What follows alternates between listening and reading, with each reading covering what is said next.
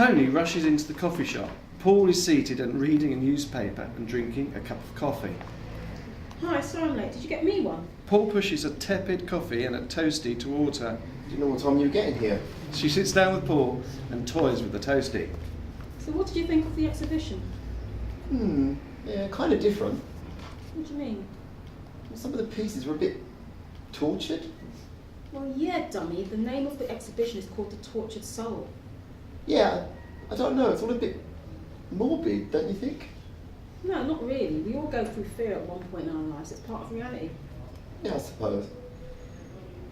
You didn't like my work, did you? I didn't say that. Yeah, you did. Anyway, I had some good reviews, which was encouraging. That's good. Doesn't matter what I think then. Paul continues reading his newspaper. There's a pause. So you didn't like my work? Oh, what? I give up. Paul puts his newspaper on the table, picks up the supplement magazine. Tony is sitting with her arms folded, giving Paul a hard stare. What? Look, all I'm saying is that you do some happy work, you know, stuff that makes people smile. Tony looks at Paul sarcastically. Happy worker? I get it. You mean smiley faces. Great. Good way to end my career, right? Yeah, good way to fix your hair. What? What'd you say? Nothing. Look, anyway, I've got to go and pick up some stuff for this project I'm working on. Paul gets up, puts on his coat.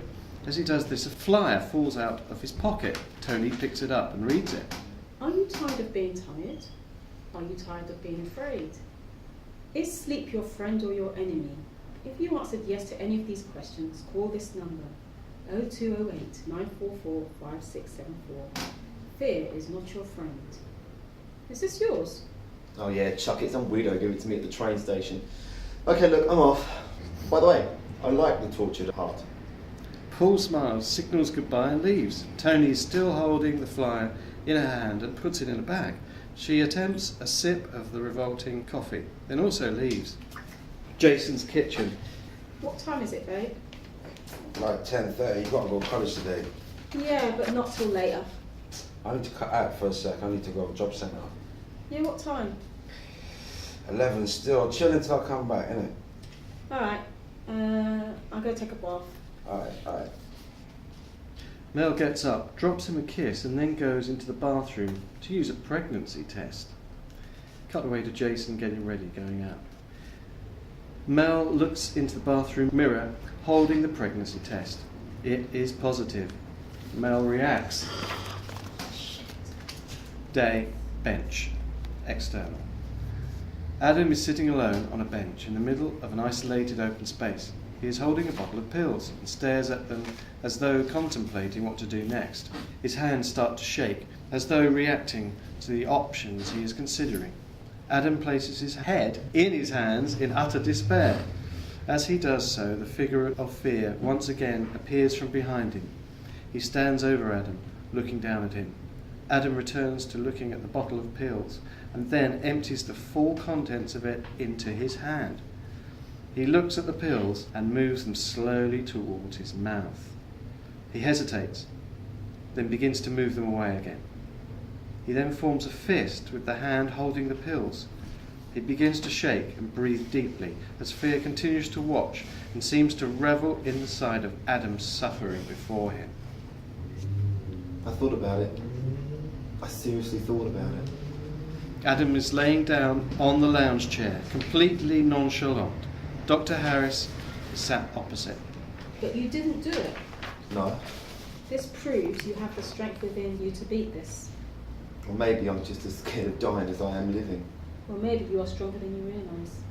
So this is how I'm supposed to spend the rest of my life? Living in fear?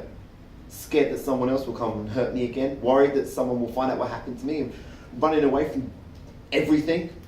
Well, if you made the decision to try and carry on, then you've made a decision to live. Adam's mood turns more aggressive and he stands up. Carry on? Carry on with what? Living like this? No, carry on trying to make things better. How? Nothing makes things better. Nothing has helped so far. The treatments, the therapy sessions, the exercise, the medication, nothing works. Jason's room. Mel is sitting on the bed talking to Shanae on the phone. Mel. Yeah, I think he's coming in now, Shay. I'll call you later, alright? Bye. Jason walks into the room. Then he notices something's wrong. Yeah, them girls were taking a piss. I swear it was long, fam. I'm not down at all. But yo, let me holler you in a bit, yeah? Now look at them out. You begin crying. Babe, sit down. Jason makes her sit down as he speaks. What's the matter? You know I love you, right? Yeah, look, if it's about me not seeing you, I'll make up for it, okay? No, it's not that. Then what is it? I'm late. How is that what you're upset? Damn. You take college too seriously, so mine are just tell them that, innit? No, I mean I'm late. What are you talking about? I'm pregnant, Jason. As Mel says this, the shadowy figure appears directly behind Mel. Jason jumps off the bed and backs up against the wall. For the rest of the conversation, Jason speaks over Mel at the figure behind her. What do you mean you're pregnant? Mel remains silent but starts to tear up. Taken 2 tests already, Jay. Fuck! Is that all you're gonna say? I'm not getting rid of it, Jay.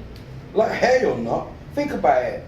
There ain't no money for that. Think about the sleepless nights. You're planning to go to university next year. What are you going to do? Take a buggy to lectures? Come on, think about it. We're not ready for this.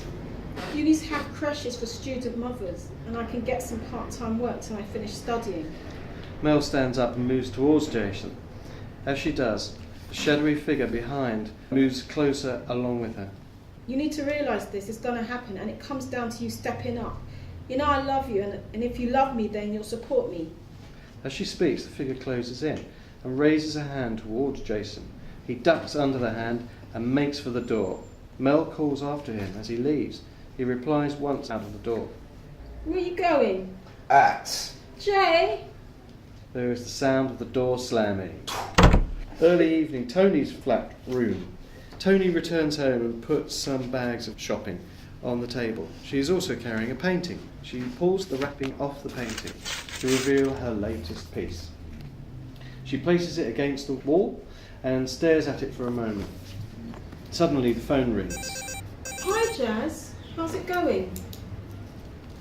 Yeah, I'm okay. You know, just got in. Yeah. Okay, yeah, that sounds good. What time? Gosh, girl, you're getting old. The big 3-0. I'll get you a Zimmer frame with a birthday babe on it. Tony laughs and scribbles some notes on a piece of paper. Okay then, bye. See you Saturday. Tony hangs up the phone. She turns on the music. She pours herself a glass of wine and takes a large sip whilst casually staring at a photo of her parents.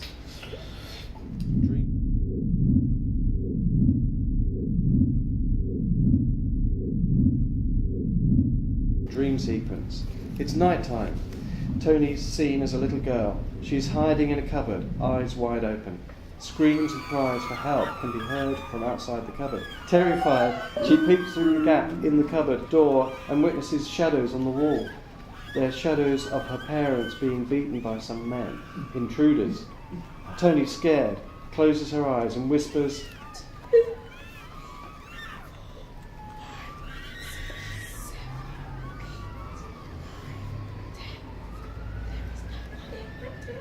The screaming stops abruptly and Tony opens her eyes. She peeps through the door. There is no one there. Tears flood her eyes, but she can't move and can't scream. Suddenly, she sees what seems to be a shadow walking towards the cupboard. By now, she is trembling. The shadow stops directly in front of the cupboard.